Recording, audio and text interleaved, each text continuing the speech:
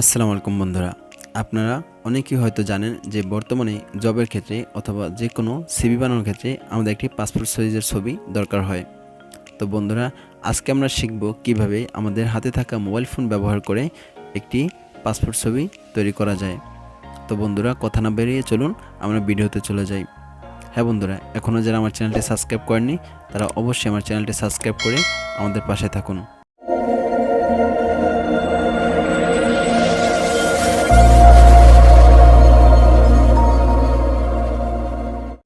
হ্যাঁ বন্ধুরা, আমরা মোবাইল স্ক্রিনে চলে আসছি।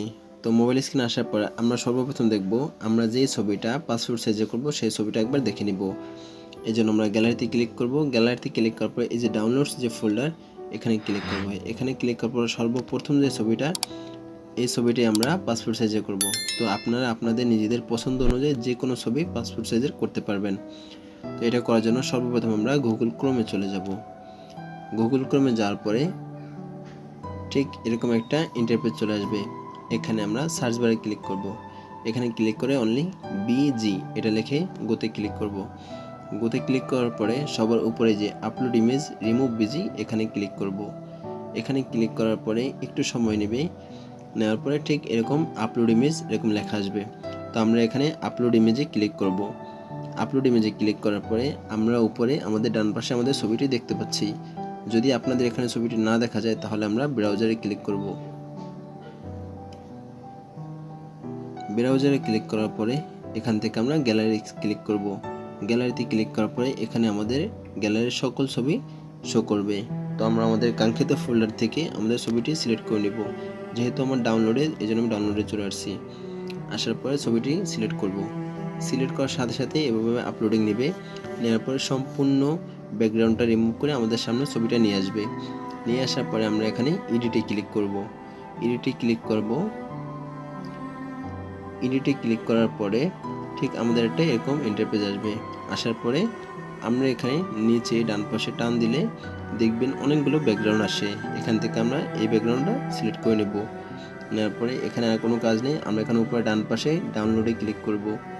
ডাউনলোড ইমেজ, ডাউনলোডস, হ্যাঁ আমাদের ইমেজটা ডাউনলোড হচ্ছে। ডাউনলোড হয়ে গেছে। তো আমরা এবার মাঝখান থেকে কেটে দিই। এবার আমরা দেখব যে আমাদের সত্যি ব্যাকগ্রাউন্ডটা রিমুভ হয়েছে কিনা। তো আমরা ডাউনলোডস দেখুন নিউ লেখা আছে এবং এখানে একটা নতুন পিক দেখা যাচ্ছে। আগের পিক এইটা, এখনকার পিক এইটা। তো আমরা এখন ব্যাকে দিয়ে হোম পেজে চলে যাই। এখন আমাদের আরেকটা অ্যাপ প্রয়োজন, সেটা হলো পিক্সেল ল্যাব। এই যে এটা আপনারা প্লে স্টোরে গিয়ে সার্চ করলে পেয়ে যাবেন। তো আমরা পিক্সেল ল্যাবে চলে যাই। তো পিক্সেল ল্যাবে যাওয়ার পরে ঠিক এরকম একটা ইন্টারফেস আসবে। এখানে আমরা ক্যান্সেলে ক্লিক করব এবং নিউ টেক্সট লেখা থাকবে। এটা আমরা বাম পাশে ডিলিট আইকনে ক্লিক করে ওকে করে দিব। এরপর আমরা সর্বপ্রথম সাইজ সিলেক্ট করব। এজন্য উপরের 3 ডট আইকনে ক্লিক করব। এখানে ইমেজ সাইজ লেখা আছে, এখানে ক্লিক করব। এখানে প্রথম 1280 এখানে লিখব 35 এবং দ্বিতীয় যে 1280 এখানে লিখব 45। এখানে আমরা ওকে করে দিব। ওকে করে দেওয়ার পর আমাদের সাইজ সিলেক্ট হয়ে যাবে। এখানে আমরা আবার 3 ডট আইকনে ক্লিক করব।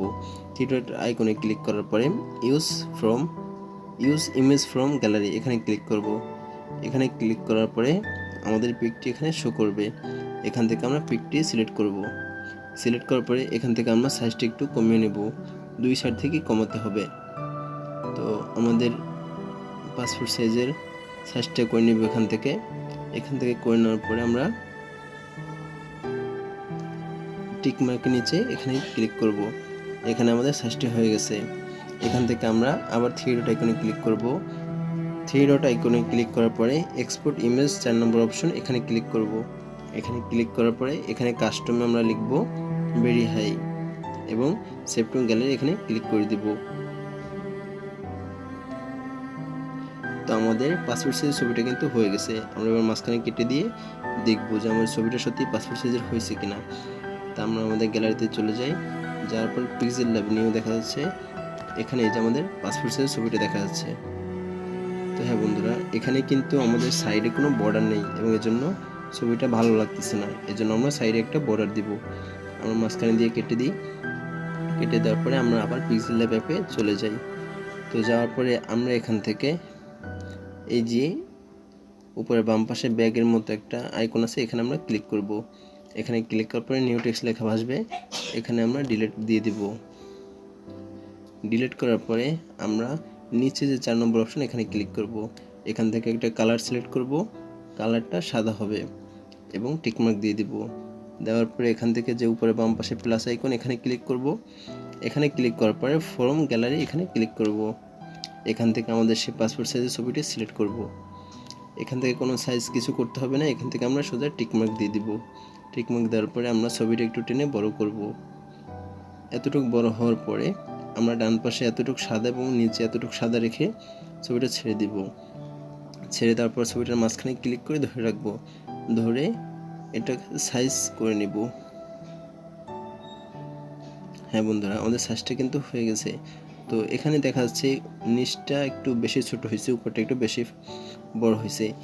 এটা ঠিক করার জন্য আমরা এই যে সবার নিচে যে মাঝখানে যে একটা গোলের মতো একটা অপশন এখানে ক্লিক করব। এখানে ক্লিক করার পরে একটু ডান পাশে টান দিলে পজিশন লেখা একটা জায়গা আছে, এখানে আমরা ক্লিক করব। এখানে ক্লিক করার পরে এখান থেকে এইটা সম্পূর্ণ কমিয়ে দিব। কমিয়ে দেওয়ার পর এটা একটু উপরে দিলে তাহলে উপরে চলে যাবে, নিচে দিলে নিচে চলে যাবে। হ্যাঁ বন্ধুরা, এখন আমাদের পিকটা সম্পূর্ণ ঠিক আছে। তো আমরা আবার সেই থ্রেড আইকনে আমরা এখন এই টিক মার্কে টিক করে দেব। এখন আমরা উপরে সেই ডান পাশের থ্রেড আইকনে ক্লিক করব। এখান থেকে এক্সপোর্ট ইমেজে ক্লিক করব। আমরা আবার সেই কাস্টমে এখানে ক্লিক করে ভেরিফাই করে দেব, যাতে আমাদের পিক্সেল কোয়ালিটিটা ভালো থাকে। এবার সেভ টু গ্যালারিতে ক্লিক করব।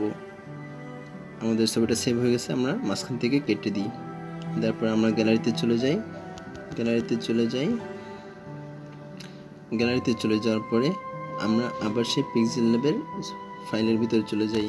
পিক্সেল ল্যাবে এবার নতুন একটা ছবি দেখা যাচ্ছে, যেটার সাইডে বর্ডার এবং ছবিটা অনেক সুন্দরই দেখা যাচ্ছে, আগেরটাই এখনকারটাই। হ্যাঁ বন্ধুরা, আমরা শেষ করে ফেললাম আমাদের একটি পাসপোর্ট সাইজের ছবির কাজ। হ্যাঁ বন্ধুরা, এতক্ষণ যারা আমার ভিডিওটি সম্পূর্ণ দেখছেন তাদেরকে অসংখ্য ধন্যবাদ। এরকম আর নিত্য নতুন ভিডিও পেতে আমাদের চ্যানেলটি সাবস্ক্রাইব করে পাশে থাকা বেল আইকনটি অন করে রাখুন, যাতে পরবর্তীতে নতুন কোনো ভিডিও আপলোড করলে সবার আগে পৌঁছে যায় আপনার কাছে। তো আজকের মতো এখানে বিদায়, দেখা হবে নতুন কোনো ভিডিওতে। আল্লাহ হাফেজ।